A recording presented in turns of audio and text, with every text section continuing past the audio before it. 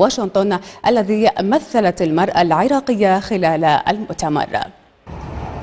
في تظاهرة عالمية لدعم وتأييد الدور الريادي للمرأة العراقية، أقامت الجمعية العامة للأمم المتحدة مؤتمرا بمناسبة عيد المرأة العالمي برعاية وحضور الأمين العام بان كيمون والقائم بأعمال رئيس الجمعية العامة للأمم المتحدة بيتر توماس. الأمين العام للأمم المتحدة بان كيمون أشاد في كلمته بالمرأة العراقية وجهودها الرائعة في بناء وتنمية المجتمع أمام حشد كبير من سفراء الدول المعتمدين لدى الأمم المتحدة وأبرز الشخصيات التي تعنى بحقوق الإنسان والمرأة. كنت قد استلمت بعض الشكاوي من مدام ميشيل باشلر، لماذا لا تشير بصورة أكبر إلى دور النساء صانعات السلام في العالم مثل العراق وسوريا ودارفور؟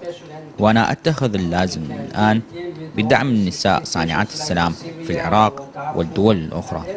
التظاهرة تكللت بإلقاء القائم بأعمال رئيس الجمعية العامة للأمم المتحدة بيتر توماس كلمة أكدت على أحقية المرأة في نيل حقوقها المشروعة.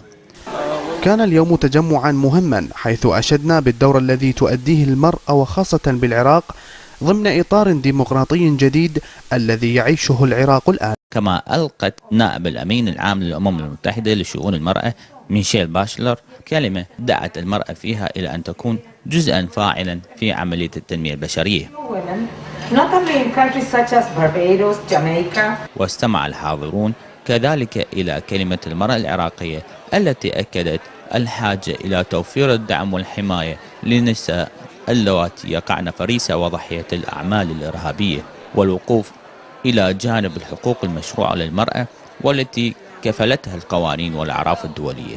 برزت ظاهرة استغلال النساء لتنفيذ أجندات سياسية إرهابية بشعة، فأية جريمة ضد الإنسانية وأية ابتكار لأساليب العنف والاضطهاد والاحتقار للمرأة.